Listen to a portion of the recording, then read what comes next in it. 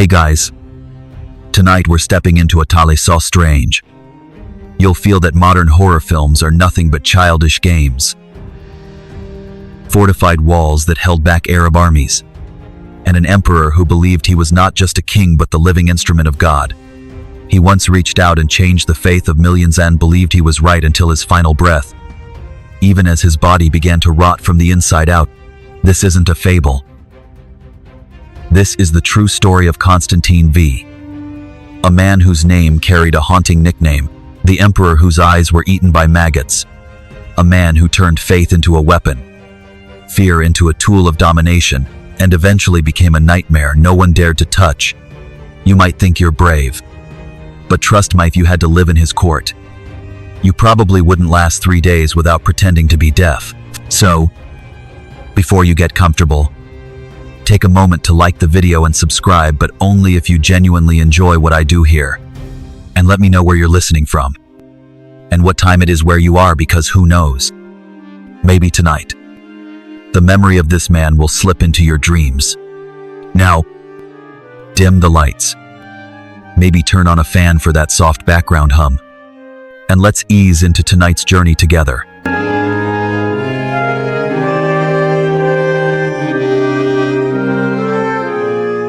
You take a deep breath. Exhale slowly. And let your imagination drift like incense smoke through the massive stone gates of Constantinople. These gates once welcomed countless lavish envoys, once echoed with the galloping hooves on marble roads, once absorbed the waves of incense rising from kneeling worshippers begging God to protect this great empire from annihilation. And it was there, on one brutal winter night in the year 718, that a child's first cry rang out while the entire city was surrounded on all sides by Arab forces. They say the winter wind cut through the walls like icy blades, slicing into flesh. Guards were exhausted from battle, the people hopeless from hunger, and children slowly dying in dark homes with no firewood left. And in that moment, a tiny life was born in, whose fate would be tied to the very survival of Byzantium. That child was Constantine, a name that evoked Constantine the Great, the emperor who turned Rome into the capital of Christianity. From the very beginning, people said the blood of founders ran through this boy's veins, and that he would never be ordinary. But Constantine V did not have a gentle childhood. While other princes were warmed by hearths and studied the Bible under oil lamps, he grew up to the pounding of siege cannons, the shouting of soldiers through the night to ward off the terror of a breached wall. The strongest scent wasn't the perfume of ceremonial resin, but the acrid smoke of Greek fire, that horrifying weapon that devoured enemy fleets. That smoke mixed with the stench of burning flesh, the cold bite of steel, and the sweat of fear, soaking into every strand of the boy's hair. It's said that even when Constantine was grown, crowned the most powerful emperor of the East, he would still wake in the night, gasping for air, haunted by the scorched smell of his childhood. His father, Leo III, was a general of humble origin, a man with Syrian blood, once scorned by the purebred nobles of Constantinople. But that man climbed to the peak of power through cold intelligence and fearless resolve. Leo III didn't just save the city from ruin, laid the foundation for a new dynasty. To him, the son born amid fire and ruin was no mere joy of family life, but a sign of divine mandate, a future emperor, forged in fear and flame. So Constantine was not pampered. While other royal children were served honey feasts and sweet pastries, he ate military rations and slept on hard beds, so his bones wouldn't grow soft. While they learned rhetoric, he was taught archery and how to leap his horse over trenches. From an early age, it was drilled into him that the throne of Byzantium was no place for the weak, and that any flicker of softness could be the beginning of defeat. Some say it was this childhood, steeped in fear and smoke, that forged Constantine into a man of contradictions, a valiant warrior, and a cold-blooded tyrant, a king who believed he was the hand of God but also wielded that faith as a blade to kill. And when he came of age, that sharp-eyed youth truly did become one of the most powerful and controversial emperors in Byzantine history, a ruler worshipped as a savior and cursed as a monster clad in golden robes. At just 23 years old, Constantine V wore the crown in a ceremony more glorious than any emperor could dream of. From dawn, Constantinople rang with long bells, announcing the start of a new era. Crowds packed the marble streets leading to the Hagia Sophia, where the coronation of the child chosen by destiny was to take place. On the massive dome, hundreds of candles cast golden light upon brilliant mosaics of Christ and angels. Hands raised in blessing over the empire, but in many hearts, that blessing already carried doubt. They looked at the new emperor with eyes that mixed curiosity and fear. He was still young, his face not yet hardened, but his gaze already sharp as a blade. His long cloak embroidered with gold thread skimmed the cold stone floor, each step measured by a silent resolve no one could read. In the thick air of incense and prayer, Constantine approached the throne set in the center of the sanctuary, holding a jeweled scepter. Slowly kneeling before the great cross, drops of holy oil fell onto his jet-black hair, rolled down his youthful cheek, but if you stood close enough to look into his eyes, you'd see a coldness that had nothing to do with piety. Beneath the solemn ritual, among the bowed heads of the crowd, his first enemies were already clasping hands. Not barbarians from the frontiers, not corrupt officials, but monks, ascetic painters, and devout peasants who believed icons were windows to heaven. The iconophiles, clad in coarse fabric, fingers gripping rosaries hidden in their sleeves, exchanged bitter nods. They had heard enough rumors to predict the future, that Constantine would be more ruthless than his father Leo III, that he would not only destroy icons but tear apart the very soul of the empire.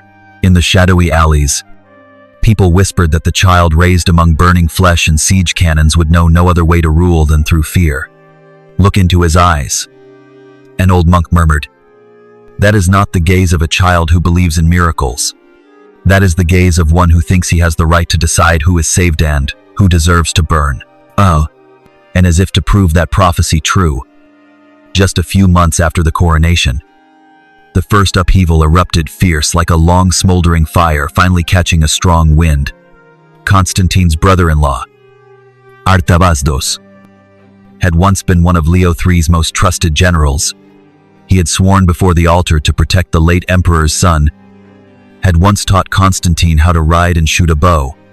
But power has a way of revealing one's true nature. When Leo III died and Constantine was still too young, Artabasdos saw an opportunity to turn oaths into memory, and ambition into reality. One spring night, just as the streets of Constantinople went dark, Artabastos's forces rose simultaneously. The granaries were seized, the western gate thrown open to let cavalry flood in. Within days of chaos, he declared himself emperor, donned the crown, and vowed to restore holiness to the empire. The iconophiles immediately hailed him as a savior. Church bells rang with joy. Icons were rehung in the churches, and the people believed they might finally be free from the shadow of iconoclasm. But in that very moment, Constantine drew his sword. In less than a week, he gathered the forces still loyal to him, the disciplined troops that he and his father had trained over 2 decades. It is said that before mounting his horse, he murmured a single line to his attendant. Whoever demands icons will soon gaze upon the face of God. The civil war for Constantinople turned all of Asia Minor into a sea of fire. The two sides didn't just fight for the throne, they fought for the very definition of faith. Icons were hoisted like battle standards, and the soldiers of Artabasdos believed they fought for the Virgin and the holy martyrs. Meanwhile, Constantine's men believed they were defending the original faith, cleansing heresy. Amid blood and fire, no one could tell anymore which faith was true, and who were the heretics." End quote. And when the smoke cleared, Constantine was the last one standing. He retook the city beneath a pale dawn, entering Hagia Sophia, where the scent of incense from his coronation still lingered. But this time, there was no grand ceremony. Only Artabasdos, bound and bruised, bowed before the brother-in-law he had once looked down upon. Constantine gazed at him in silence, then gave the order to spare his life. Artabasdos's eyes were gouged out before the crowd. A blind man could not be king. That was the cold justice the new emperor believed necessary to protect his throne and his faith. From that day on, no one in Constantinople dared whisper that he was too young. On that bitter morning when Artabasdos was dragged into the square, crowds pressed forward to witness a punishment they would never forget. Helmeted soldiers, face expressionless, held down the man who had once called himself the savior of the empire, just before the red-hot iron blade was brought to his eyes. Artabasdos managed to choke out one trembling phrase through the searing pain. One day, God will judge, but his words were swallowed by the screams and the stench of burning flesh. Mingling with the shaky breath of onlookers, that act wasn't just personal retribution. It was Constantine's open declaration. Anyone who challenged his power, anyone who thought sacred images could save them from earthly fate, would be crushed without mercy. After the execution, he ordered all of Artabasdos's family wealth confiscated, his sons exiled to the far frontiers near the Slavs. Monks and bishops who had openly supported the usurper were stripped of their robes, forced to kneel in the square and recite confessions before thousands of cold eyes. Churches that had dared to hang icons again met the same fate. The images torn down, burned in the great courtyard of Hagia Sophia, their smoke rising to the dome and coating the golden mosaics like a bad omen. After restoring his throne, Constantine turned fear into policy. He issued a new decree. Anyone keeping an icon in their home, even a small wooden carving of a cross, would be considered a traitor. Night after night, patrols knocked on doors without warning, searching every wall crevice, ripping apart altars, digging up floorboards for hidden images. Entire families were arrested over a faded portrait of the Virgin. Children screamed as parents were dragged away, while neighbors stared at the ground, afraid to ask questions. In monasteries, fear spread faster than disease. Some elderly monks chose to burn themselves alive beside their icons, believing it was the only way to remain loyal to the old faith. People began to call Constantine by hushed nicknames, whispered behind closed doors: the blind of soul, the destroyer of holy faces, the emperor without a heart. But such curses were only passed in silence, because everyone knew his eyes and ears were everywhere. Every guard, every servant sweeping the courtyard, every scribe with a pen could be a spy. In taverns, when the wine had set in, some would quietly say that Constantine didn't just want to destroy icons, she wanted to erase memory itself. As if without images, people would forget their faith. And yet, ironically, even as he spread terror, the empire continued to revere him for his military triumphs. During the most brutal phase of his rule, Constantine still personally led campaigns to the frontiers, pushing back Arab invasions. The army loved him as an undefeated commander. He rebuilt ruined fortresses, reinforced granaries, and reformed the tax system to keep the troops supplied. In the eyes of tens of thousands of soldiers, the emperor wasn't a monster, was the only man strong enough to keep the empire from collapsing under foreign threat. And it was that admiration, that armor of victory, that made him believe even more deeply he was an instrument of divine will. In rare audiences, when Constantine appeared with his stern gaze and a voice like a blade slicing through air, he declared that all who opposed him, even monks, were simply deluded. You do not understand God as I do. It is He who chose me to purge the false worship, and so, amidst the incense of victory and the nighttime sobs of the arrested, Constantine gradually became a figure everyone feared, but no one dared touch. The throne was no longer a symbol of glory, it became a cold fortress, where he sat alone under flickering candlelight, convinced that beyond those walls were enemies waiting for a moment's lapse to strike back. And in that room, surrounded by scrolls inked with death orders, no one dared ask, how long can an empire built on fear truly endure? But perhaps even Constantine never expected that his greatest enemy wouldn't be the monks hiding icons in the dark, nor the silent peasants with staffs lurking in the woods, but the slow decay of his own body. No one knows exactly when the illness began. At first, it was just a dull ache in his calves after inspecting the troops. Then one day, while standing too long on a stone pulpit preaching against those who kneel before painted wood, a sharp pain shot through his bones, and his face went pale for a moment. The crowd below didn't notice, and his attendants quickly bowed their heads as if nothing had happened. But Constantine knew he had begun a battle that neither elite cavalry nor his own sword could win. As the months passed, the pain turned to sores. The court physician's remedies only worsened the stench. Eventually, one doctor hesitantly suggested that the infection had reached the joints, but Constantine gritted his teeth and shook his head, believing they were cowards who misunderstood divine will. So they said nothing more. Whenever he entered the chamber, more torches were lit, more incense burned, not to honor the emperor but to mask the odor of decaying flesh seeping through the bandages. Night after night, Constantine could no longer sleep. In feverish dreams, he saw the icons he had burned reappear, black smoke forming the face of a Virgin Mary without eyes, without a mouth, staring straight at him. Sometimes he'd wake screaming, demanding the soldiers search every church in the city once again. Walls were chiseled out, altars ripped apart. Young priests knelt trembling among the shards that still carried the scent of wax and blood. But it was the dreams he could not command to vanish. In sleep, he saw Artabastoshi's brother-in-law, whose eyes he had gouged, emerge from the shadows. That blind face tilted gently, white pus oozing from empty sockets, whispering the words Constantine had heard long ago. One day, God will judge. And when he awoke, he panted hard, clenching the blanket stained with dark blood from a wound that would never close. An old servant who had cared for him since childhood once wept silently upon seeing him in such a state. The man who had once ridden victorious across the frontiers, who had made borderlands tremble with his name, now leaned on others just to rise from bed. Yet his will remained unbending, or perhaps fear had driven him to a place with no path back. The decrees he issued grew ever more extreme. Anyone caught keeping an icon would have a hand cut off. Anyone praying in secret gatherings would be exiled or hung from a pole for public shame.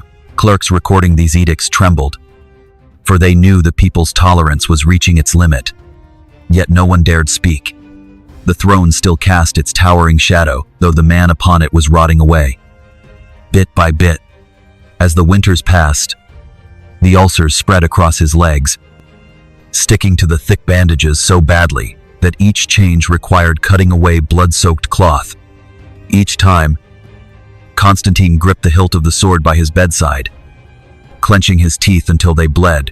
Guards outside the chamber recalled hearing him groan through the night, sometimes murmuring deliriously, "Am I being punished? Are they crawling in me to devour what's left of my soul?"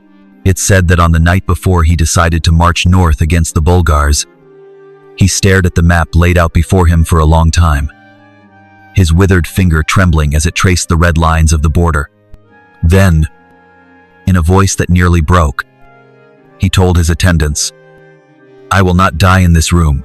I will not let the worms take me while I still breathe." And so the army marched once more, carrying a half-living, half-decayed emperor. As wagon wheels rolled over muddy roads, the empire held its breath.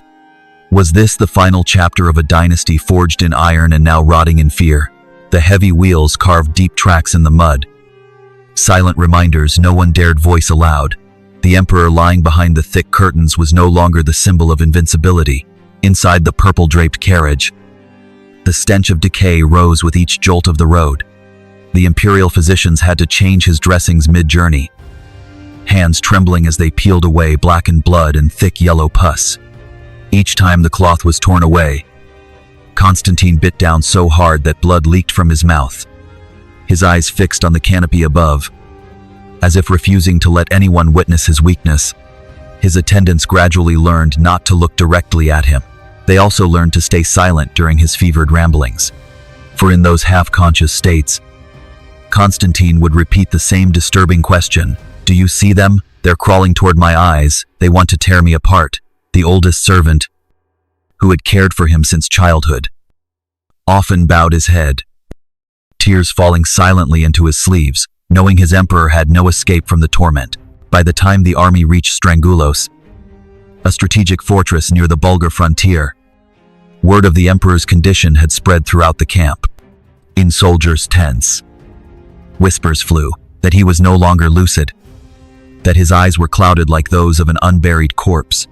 A young soldier, once honored with bedside duty after a great battle, fled the camp one night, claiming he had seen maggots squirming through the ulcers in Constantine's leg. Some believed him, some did not, but all understood one truth. The emperor who had once been the iron flame of the empire was now a decaying body, carrying a fanaticism more terrifying than any enemy's sword. In his final days at the war camp, Constantine no longer left his bed. He ordered all documents brought directly to him, and when his hands trembled too violently, he would point his pale finger at the place to sign, letting a servant guide his hand to seal with wax. Still, edicts were issued without pause: hang deserters, burn any icons found near the border, punish any monk who dared preach that his illness was divine judgment. Even as death loomed over his gaunt face, he insisted on controlling everything as if absolute power could delay the rot consuming his flesh. On the night before his death, a great storm rose, wind whipping through the tent flaps like the robes of ghostly monks arriving at last. Soldiers outside the Strangulos camp heard screams from within the emperor's tent, screams tangled with moans, curses, and desperate pleas for mercy. Exhausted physicians knelt around his bed, holding incense to ward off evil spirits. Eyes fixed on the floor, a young guard later claimed that even with the flaps sealed tight, the smell of death seeped out like a corpse abandoned on the battlefield.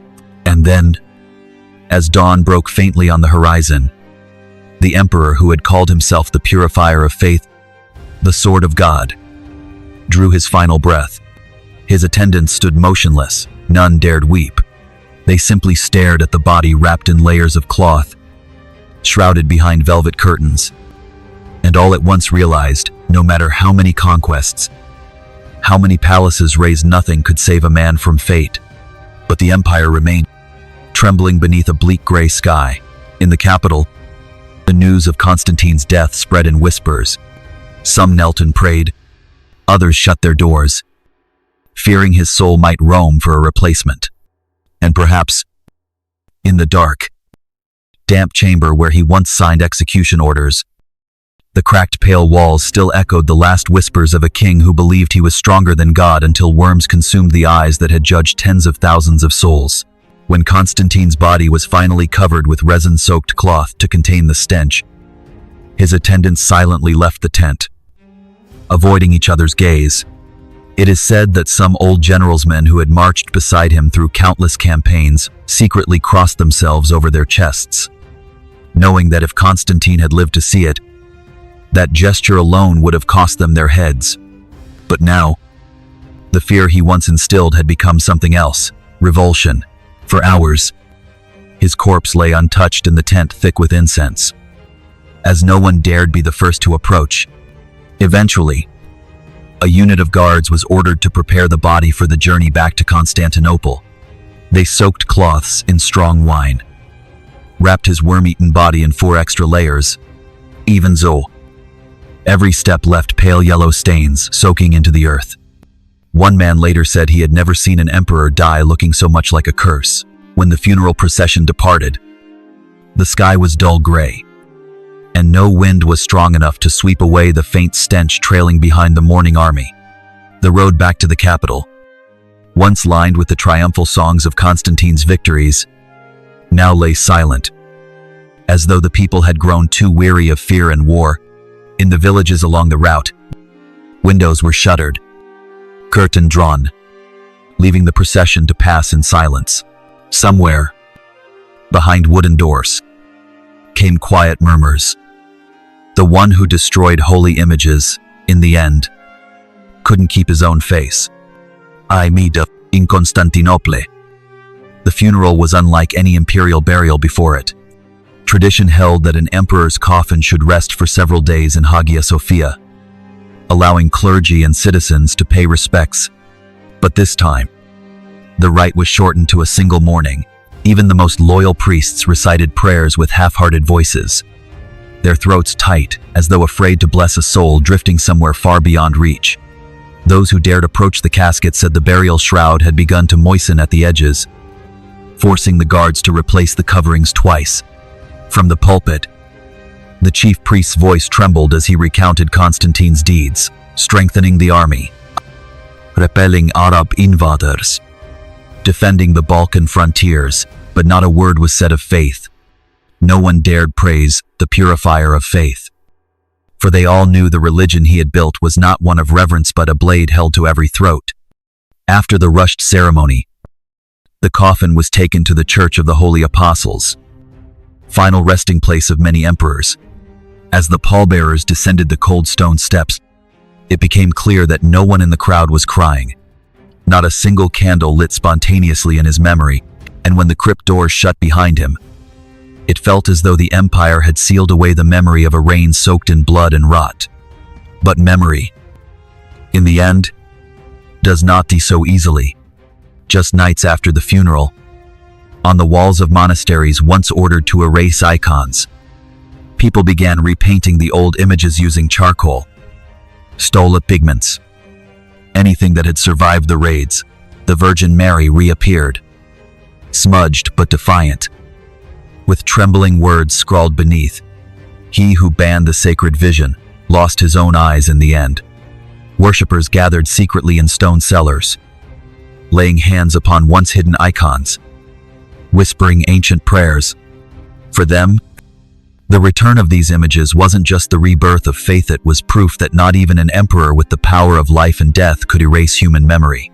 Meanwhile, in the palace, Leo IV's new advisors quietly dismantled the mosaic plaques praising the Great Purification, not out of mourning but because everyone understood a new reign could not begin with ashes and terror.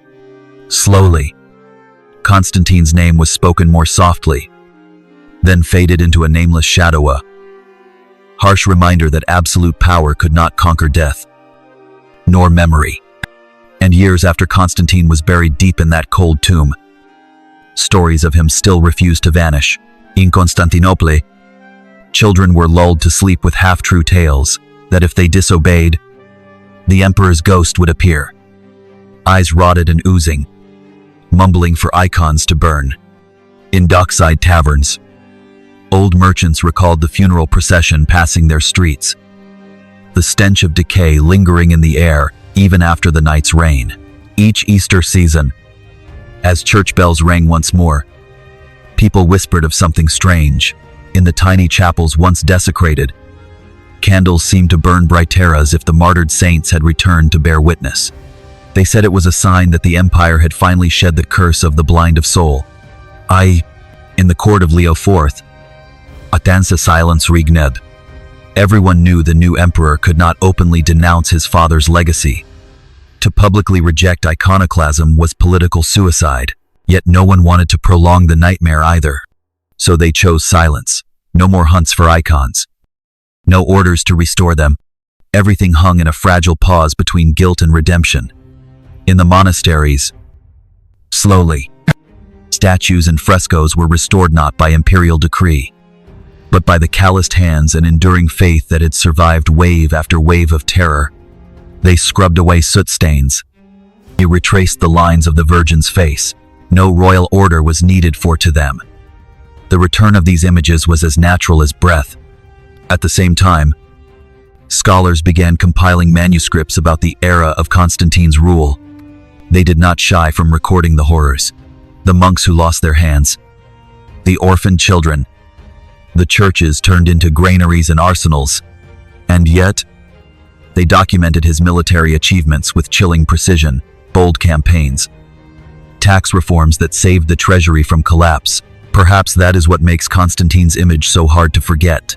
He was not a madman completely lost, but a genius so convinced he held the truth that he saw all doubt as heresy. It was this absolute belief, whether in God's will or in himself, that made him the most terrifying kind of man. one who thought he had the right to decide what was sacred and what must be destroyed. Later, theologians fiercely debated, was Constantine's humiliating, painful death truly divine judgment, or merely the cruel randomness of fate? Some argued the punishment fit his crimes. Others countered that all flesh rots whether it once burned icons or painted them. But one thing was certain, his empire was never the same after his death. People began to look at the past not only as a treasury of heroic victories, but as a mirror reflecting how blindness could sprout from unchecked zeal. Every time a new icon was hung, every time a prayer echoed in a revived chapel, people silently remembered Constantine's death as a warning. No throne is high enough to shield one from the darkness within. Century passed. Byzantium declined and vanished. But the legend of Constantine lingered in bedtime tales. Children were warned that if they disrespected holy images, his hollow, oozing eyes would seek them out in dreams. Monks reminded one another, faith cannot be coerced, for the more it is repressed, the deeper it takes root. And to those who had watched the empire sway, Constantine remained not only a symbol of boundless power, but of the consequences when a man believes himself holy enough to judge the sacred in others. The restored frescoes became sites of pilgrimage. Some came seeking miracles, others simply to gaze long into the gentle eyes of the Virginese. No flame could destroy and think. In the end, images outlived tyranny, and as the centuries shifted, the stories of Constantine smoldered like embers beneath the ash of history. Even the historians who despised him could not omit his name from their chronicles. In fact, it was precisely because of the fear he once inspired that they felt compelled to record every detail, very iconoclastic edict, every monastery raid, every broken final whisper from the man who called himself the Sword of God. In reborn monasteries, scribes copied manuscripts about the reign of terror under the destroyer of holy faces.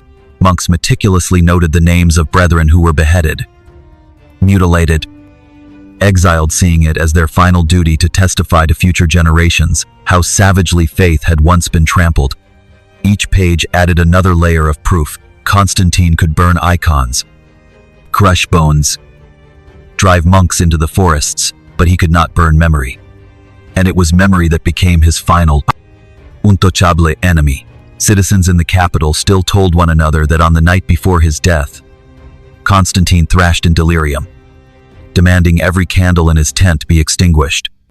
Some servants swore that in the thick darkness reeking of rotting flesh, he murmured his father's name, Leo Threthan, the name of Artabazdos, the man he had blinded. Afterward, his voice trembled like a child lost from its mother, asking again and again, is someone watching me? Is someone looking through my hollow eyes?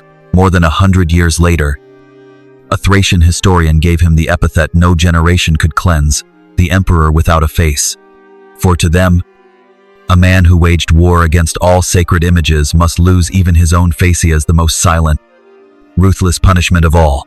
And yet, Byzantium inherited not only the brutality of his reign but also the military reforms that helped the empire endure for several more generations.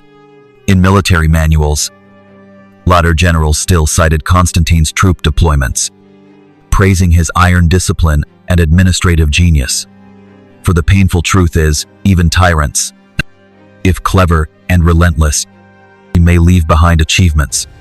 But those achievements did not ease the memory. On major holy days, when the sacred icons returned in procession to Hagia Sophia, people avoided speaking his name.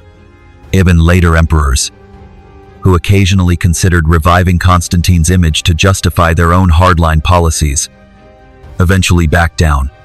They feared the lingering dread of his legacy, a dread that needed no decree, no swordenly the whispered truth. Even the mightiest emperor can rot from the inside out. In remote villages along the Balkan frontier, people embroidered icons with red thread, hiding them beneath kitchen tile, symbols of a quiet, final victory. Each night, children huddled in blankets as grandmothers told stories of Constantine, the man who thought that by destroying all images, he could rule the souls of the people.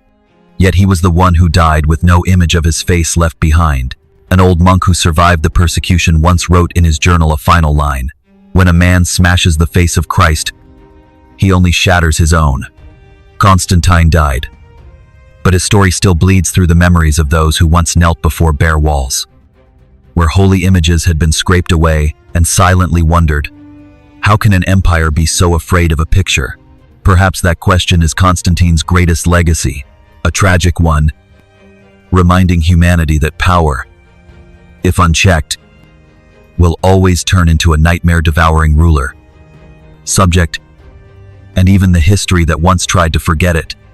And so, across the centuries, the Byzantine Empire slowly decayed, much like Constantine's own gangrenous legs once had, but his shadow never vanished from the imagination of those who came after. Whenever a new emperor took the throne, ceremonies were held with careful restraint, as if everyone feared evoking the memory of the man who once called himself the Purifier, only to die in a horror no one dared witness. In monasteries once ransacked, small libraries began to reappear. Handwritten books recounting the life of Constantine spread quickly, not as court histories, but as warnings: do not walk that path again. One manuscript whispered that when his body was prepared for burial, the physicians had to seal his head completely, because no one could recognize his face. Such details sent a shudder through readers. If once there was an emperor who believed he could control memory itself, then his end was proof that human memory is more enduring than any power. In later eras, as the empire faced new crises, some rulers flirted with the idea of banning icons again to consolidate their authority. But each time, old monks would softly invoke the name of Constantine without threats, without blades, recounting in a calm voice, the man who died with maggots in his eyes. And so the ambition would falter, for no one wished to step into the same darkness he had drowned in. On the wooden panels inside Hagia Sophia, where Constantine's banners once hung in triumph, craftsmen of later centuries quietly restored icons, layering new paint over old gouges that never fully disappeared. Each brushstroke whispered the same truth: faith can be burned, but never killed. Just like the name of a man who once boasted of cleansing heresy, only to become the most vivid symbol of boundless arrogance. Years later, an anonymous poet, passing the ruins of a fortress Constantine had built, penned these somber lines: he built walls to imprison enemies, but never foresaw. The strongest wall is memory itself. The verse spread across Constantinople, then drifted across the sea to Western cathedrals, where people were likewise stunned by tales of the emperor without a face. In distant lands, the story twisted and grew, but its core remained the same: a man who chose power over faith, violence over persuasion, and in the end left behind nothing but dread. Later, as Byzantine children grew up hearing tales of great emperors, Justinian with his renowned law code, Basil the Bulgar slayer when it came to Constantine V, both storyteller and listener would lower their voices, not out of reverence, but repulsion. It was a tale no one wanted to remember, yet no one could forget. And perhaps that was the final punishment, deeper than rot or maggots, that even 100 years after his bones had crumbled, he still appeared in the minds of the living as a man consumed by his own obsession with power, a shattered mirror, reflecting the twisted face of anyone who believed they could strip faith from others without consequence. In the long nights of Constantinople, as church bells called the faithful to morning prayers, young monks still knelt by candlelight and whispered, "Grant us enough faith not to repeat the fear of those who once bowed before violence. And grant that those who see themselves as almighty learn no throne is eternal." More than any chronicle, that prayer stood as testament. Though icons were burned and altars fell, the memory of Constantine endured, not as a glorious legacy, but as a silent scar, reminding mankind of power's final limit. And so, as new generations of Byzantium were born into bustling cities, the name Constantine V still surfaced now and then in old scrolls, written in slanted letters by monks, part reverent, part quietly mocking. In monastery classrooms, children were taught of Emperor Leo III Thather, who saved Constantinople from the Arab siege with Greek fire, and then briefly reminded that Constantine, his son, had once been a fearless warrior too. But right after the tale of his victories came the inevitable sigh. They say he never lost to any army, only to the fear inside himself. The old soldiers who had survived his campaigns would, in their twilight years, whisper to younger men the tale of that final night by his deathbed. The emperor no longer recognized anyone, calling out the names of enemies and friends alike. Then in delirium, repeating 2 words, "Forgive me." Yet no one knew whom he was pleading with: God, his father, or the maggot-ridden eyes that had stolen his sight. Across the reigns that followed, there were moments when attempts were made to whitewash that memory. Some court historians under Leo IV, who would later resume the persecution of Icon Street, to label Constantine as the Great Reformer, emphasizing how he had saved the imperial treasury, strengthened the army, and restructured the laws.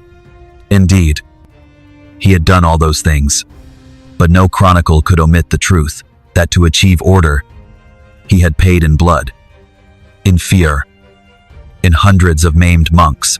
It became clear that to uproot icons was not to destroy faith, but to give it new cause to rise as resistance. And like all excesses of power, that persecution could not last. When Constantine died, the prayer niches flickered once more with candlelight, and images of the Virgin and the saints re-emerged beneath layers of dust.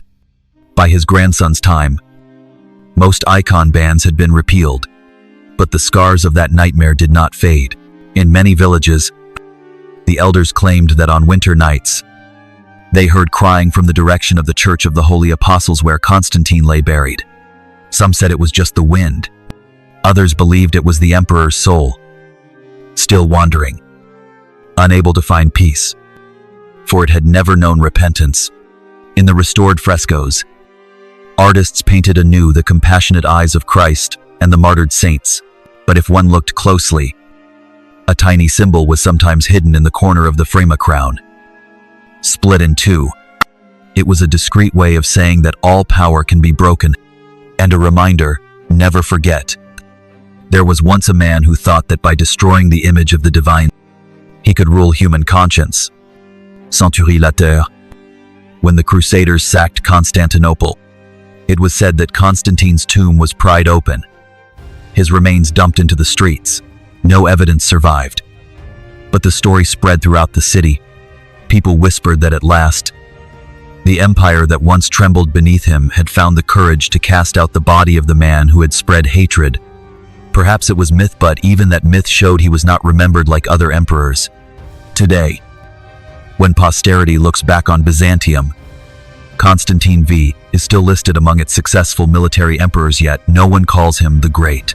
He stands as a bitter example of a paradox, that a ruler may build walls to protect his nation, discipline his army, fill his coffers, but if his heart is filled with fear and fanaticism, his legacy will be a shame no one wishes to inherit.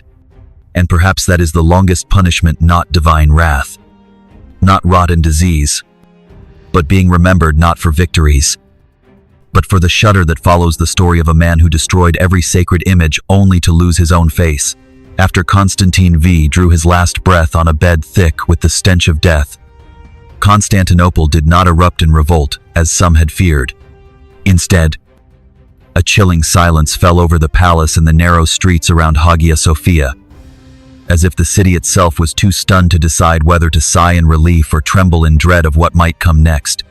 The very next day, Leo IV, young prince who had long been co-emperor, was proclaimed sole heir. His accession was nothing like his father's coronation.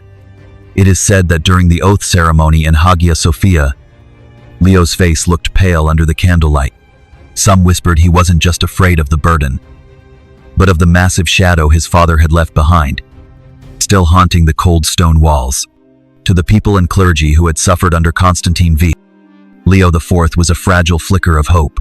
They wondered, would the son of an iconoclast continue the legacy of hate, or try to mend the wounds? Meanwhile, Constantine's old generals doubted Leo's loyalty to his father's memory.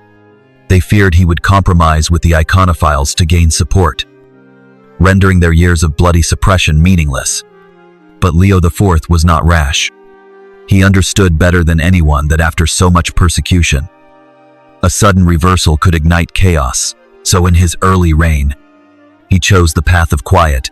No new decrees against icons. No restoration of power to exiled monks. No further punishments, yet no rehabilitations either. Everything remained in a state of precarious balance, as if the entire empire was treading on thin ice. In the palace, Leo IV rarely spoke of his father. When he did, he referred to him only as the predecessor, a title that avoided offense while maintaining a cold distance. Some said Leo once ordered the removal of several mosaics praising Constantine V's victories from the Great Hall, replacing them with anonymous battle scenes. No one dared ask why, but everyone understood. He did not want his father's shadow haunting every step he took. Yet Leo IV's worries extended beyond holy images. The empire remained threatened on multiple fronts. The Bulgars in the north eyed the borders. The Arabs in the east had not abandoned their ambition to seize Anatolia, and the treasury lay depleted after years of war. From his father, Leo inherited an efficient military system, but also an exhausted economy and a weary populace. Even so, history remembers Leo IV as more moderate than his father. Under his reign, monks who had once hidden in forests and mountains began to return to their monasteries. Icons were quietly hung again in small chapels. The faithful whispered his nickname, Leo the Mild, not because he issued official edicts of tolerance, but because he no longer ruled by fear. Not everyone welcomed this gentleness. Some hardline general sons, loyal enforcers of Constantine's iconoclasm, began conspiring to pressure Leo into reviving the purges. Records indicate there was once a small coup attempt aimed at dethroning Leo and installing a general more loyal to the anti-icon agenda. The plot was discovered in time, and several conspirators were exiled. Leo, in response, became more cautious, careful not to provoke any faction. Meanwhile, another force was quietly growing in the imperial court. Irene of Athens, Leo's wife, a noblewoman, intelligent and shrewd. Irene harbored ambitions far beyond what Byzantine women were expected to dream. In time, she would play a fateful role after Leo's early death. In 780, Leo IV fell gravely ill. Chroniclers recorded he suffered from tuberculosis, wasting away day by day. As he lay bedridden, many monks and nobles waited in quiet anticipation, wondering whether the future would preserve Constantine's harsh legacy or finally seek reconciliation with all that had been forbidden. When Leo died, his son Constantine VI was still a child under 10, and as if following a long-prepared script, Irene quickly declared herself regent for her son. Assuming absolute control, the accession of Constantine VI marked a turning point. After nearly half a century of iconoclasm, the court began to shift toward restoring the old traditions. Irene, though discreet, was a devout iconophile.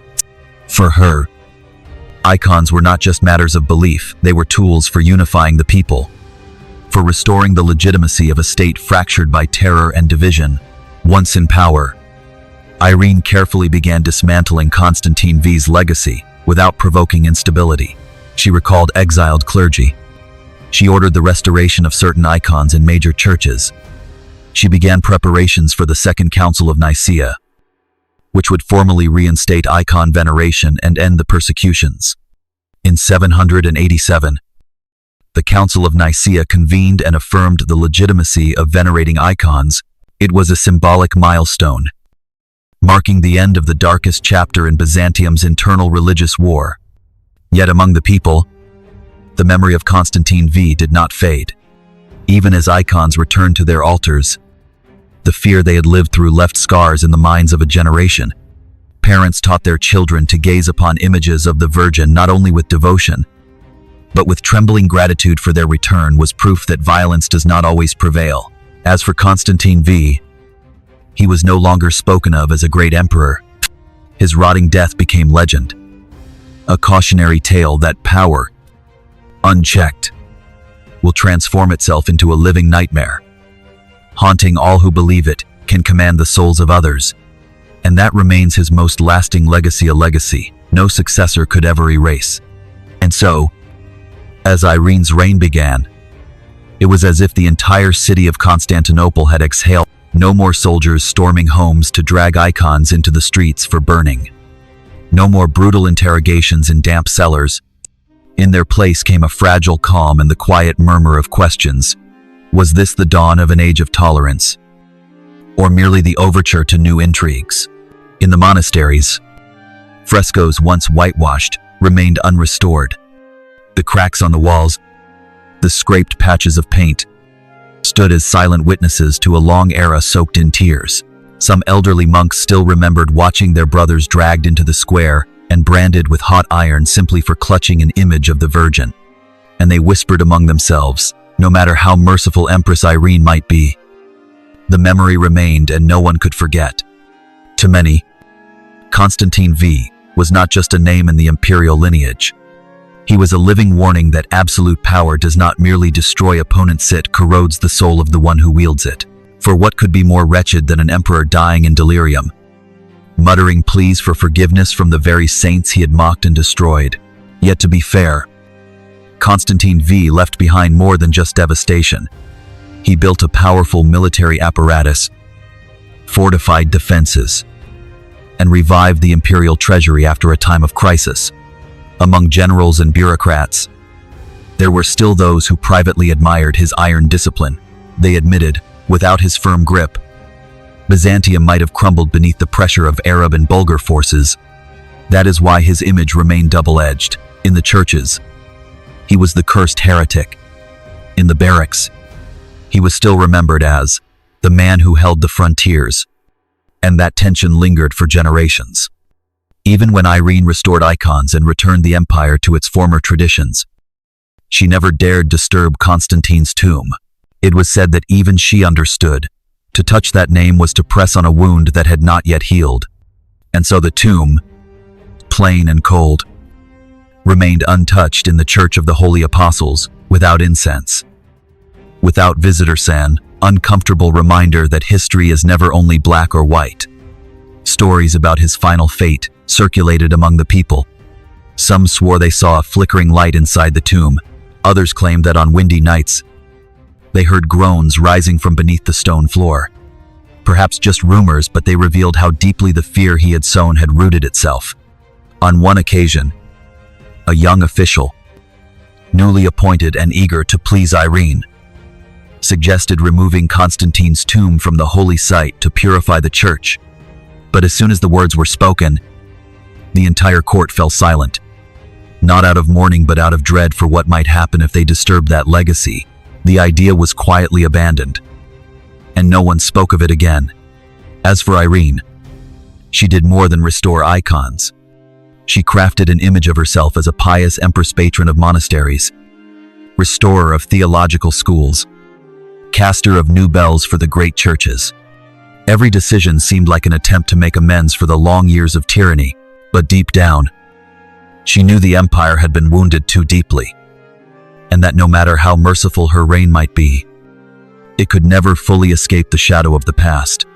Ironically, Irene herself would later succumb to the same pride. She deposed her own son, Constantine VI, and declared herself emperor, the first and only woman in Byzantine history to assume the title of Basileus rather than Basilissa. And so the wheel of history turned again. Power once more rose above family, above conscience, even if no longer in the name of purging heresy. And so, looking back on that entire era, posterity came to a sobering realization. Constantine V had not only left behind the wreckage of iconoclasm, but had also implanted in the court a dangerous habit, believing that fear could replace reverence, and that absolute power could anoint itself with divine light. Over 1,000 years later, when Hagia Sophia had changed hands, when Constantinople had become Istanbul, visitors still stood beneath the golden dome, gazing up at mosaics that had once come close to vanishing forever. Few remembered the names of all the emperors, but the tale of the king whose eyes were eaten by maggots still crept through the ages like some strange incantation. That was the final proof. No matter how great power becomes, it never defeats memory. And sometimes, that memory distorted, tinged with mythos, a punishment more bitter than any sentence on earth. When Irene formally assumed the regency for her young son, still too small to bear the heavy crown, the Byzantine Empire entered a period both delicate and calculated. Constantinople at that time felt like a city waking from a nightmare, blinking into the light but still unsure if the nightmare had truly ended. In the alleyways, people whispered quietly, will she forgive, or simply wield a different whip? For although Irene bore the title, God-fearing mother, everyone knew she was not weak. Even in the imperial court, many generals who had once served Constantine V eyed her with suspicion. They knew full well, a lone woman at the head of an empire of over 10 million souls could not survive without an iron will. Two monumental tasks awaited Irene. 1. To heal the religious rift after half a century of icon conflict. 2. To keep the borders from collapsing under pressure from enemies to the north and east. Within the capital, she began carefully unraveling the atmosphere of terror. She released hundreds of monks exiled for defending icons. Monastic lands that had been confiscated were partially restored. Citizens who had hidden images of the Virgin Mary no longer feared being seized in the night. Still, Irene was not foolish enough to show her allegiance openly. She knew that if she reversed Constantine's legacy too quickly, the generals loyal to the past would see it as betrayal. So she chose the wiser path. She maintained the icon ban on paper, but issued quiet directives not to enforce it strictly. Local officials quickly understood that the campaign to purge idols had ended. That said, one should not mistake Irene's reign for a gentle spring. She soon revealed a nature no less cold than her husband's or father-in-law's. Anyone who questioned her regency vanished swiftly. A certain chamberlain, known for his loyalty to Constantine V, once carelessly referred to her as a woman managing the throne within a week. He was charged with treason and stripped of all possessions. In foreign affairs, Irene faced the rising power of the Bulgars. Throughout her regency, she had to drain the treasury to buy temporary peace, ceding minor territories and agreeing to annual tributia, steep but necessary price to keep her hands free for internal affairs. At the same time, Irene embarked on the greatest endeavor of her life, restoring the dignity of icons. She dispatched envoys to Rome, seeking reconciliation with the Pope after decades of estrangement. Western monks recorded that the Byzantine delegation brought rich silks and gold as a dowry of peace. Irene also discreetly summoned bishops sympathetic to the iconophile cause, laying the groundwork for a great council that would formally legitimize icon veneration. In 787, the Second Council of Nicaea was convened under her patronage. It was a defining moment not only theologically, but politically, for through that gathering, Irene proved herself not just the mother of the empire, but the woman strong enough to end a two-generation ideological war. Even so, the council cost Irene more than a few allies. Generals who had profited from the suppression of monasteries, nobles who had risen by confiscating church property, these now saw Irene as a traitor to their father's legacy. At Banquet, some didn't hesitate to cast contemptuous glances, murmuring that she only sought worship to fortify her personal power. But Irene paid them no mind. She understood the rules of rule all too well. Reputation may come and go, but power, if gripped tightly enough, was the only truth. So while she appeared gentle in public, by night, conspirators quietly disappeared. Homes were seized, and families exiled to the frontiers. Among the people, her image was a blend of a pious restorer of faith and a cold-blooded autocrat. Children were taught to pray in thanks for the return of icons, yet also heard tales of how she crushed anyone who dared defy her. Still, one fact was undeniable. Under Irene, Constantinople regained a semblance of stability. Churches were restored. Pilgrimages resumed. Workshops reopened for mosaic artisans after years of silence. The economy slowly revived.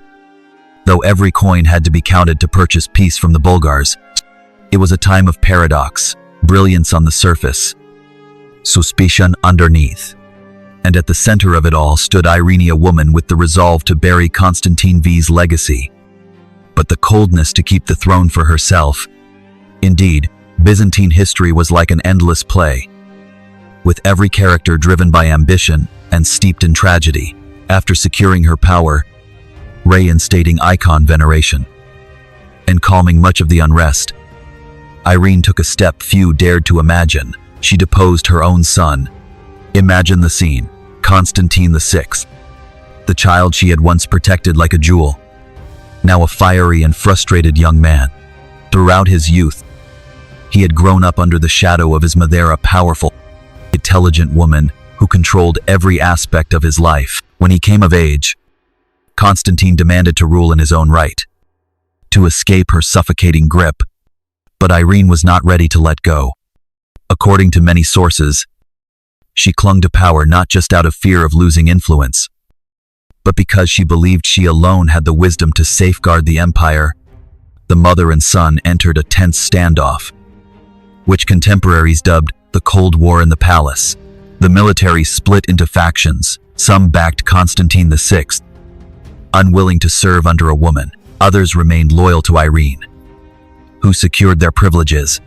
In 790, Constantine VI's supporters forced Irene to relinquish the regency.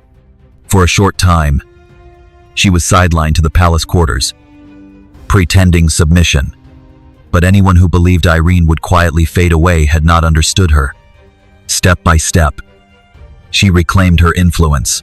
She whispered to ministers, rewarded officials, calmed the army, and sowed doubt about Constantine's ability to govern.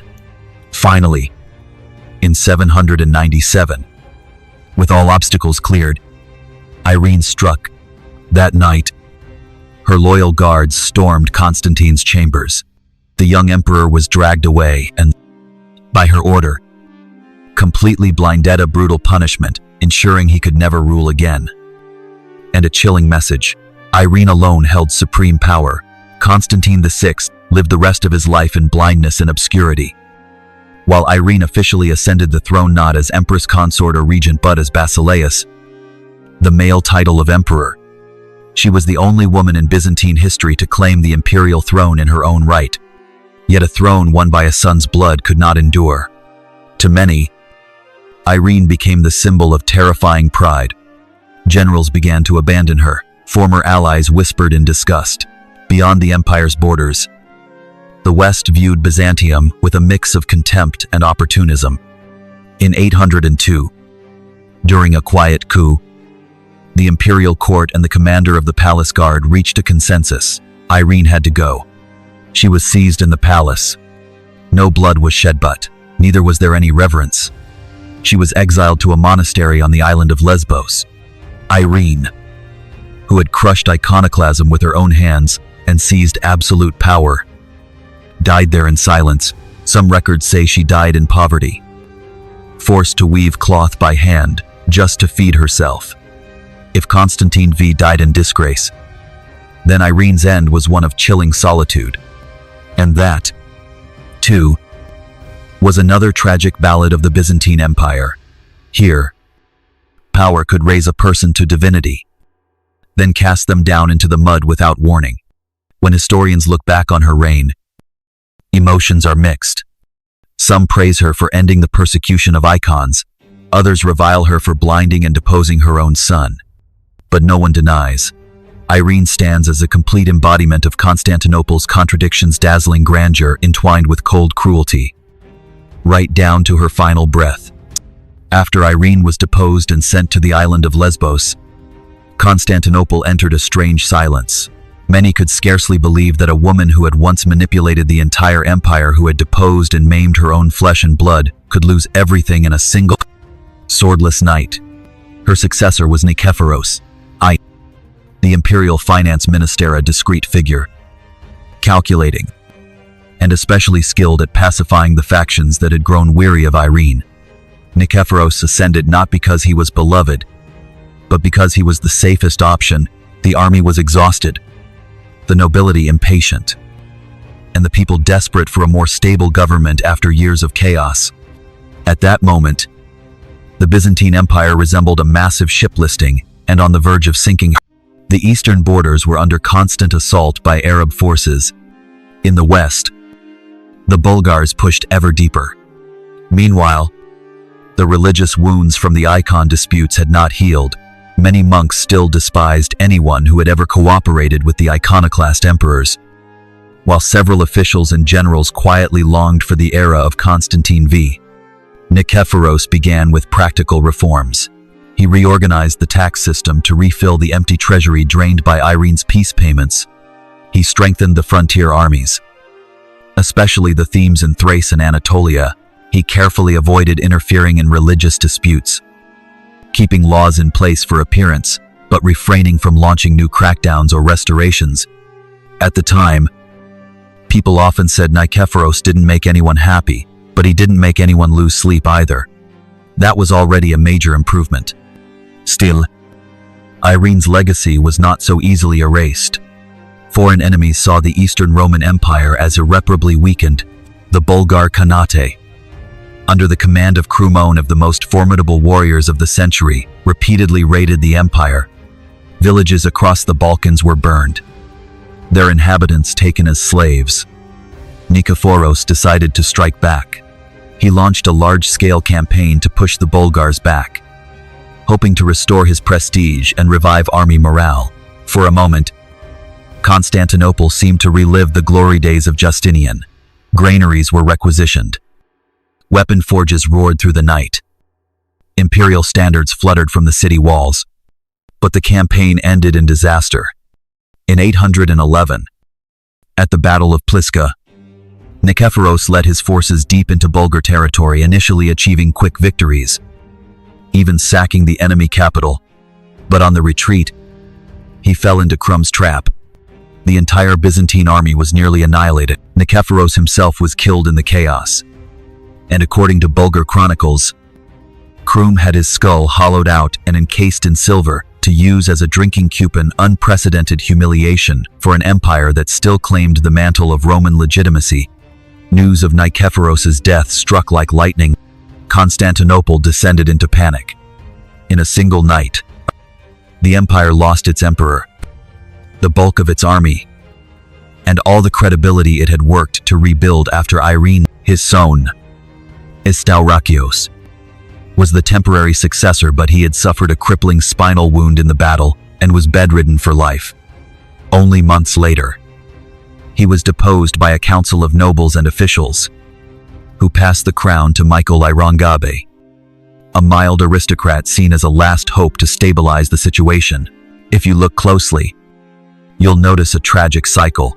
Every new emperor ascended with hopes of ending the turmoil, only to be drawn into the vortex of power struggles, hatred, and collapse. Western historians often remarked, Byzantium did not lack talent, only contentment. Oh, in that fraught atmosphere, Irene, though long dead in her lonely monastery, still hovered like a ghost.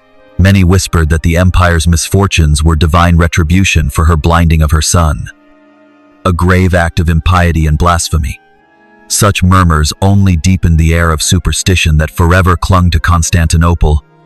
And yet, for all the upheavals, the empire did not fall. It staggered, but endured through centuries of feuds, bloodshed, and rebirth. Perhaps it was that very tragedy and imperfection that made Byzantium a legendary empire, where glory and cruelty were woven so tightly together that they could never be untangled. And so, after all the battles for the throne, the shadowy conspiracies, and the curses that clung like mist, the Byzantine Empire became a chapter of history that would never be forgotten, because perhaps, at its core, it reflected something within us. All we modern souls still torn between the hunger for power, the fear of loss, and the yearning to be loved, to be remembered long after we are gone. At some point, maybe you've wondered, if absolute power were truly in your hands, would you have the clarity not to become a Constantine V or an Irene, willing to sacrifice blood and kin for the sake of legacy? These old stories, seemingly distant, turn out to be mirrors casting light into the quiet corners of every heart. But you know we live in an age where power is no longer etched by sword or painted on icons atop fortress walls. We have more choices now. More ways to forgive. More chances to step away from the endless loop of conquest and revenge. So tonight, as you close your eyes, breathe slowly and set aside the burdens of the day. Let Constantinople with its golden domes, crumbling monasteries, and ancient curses fade gently into dream. May your night be peaceful, untouched by the blare of battle horns or the whisper of midnight confessions. And if you do dream, may it be filled only with light, no maggots. No cold thrones, just a sky still and windless, where you can sleep deeply, safe, and well.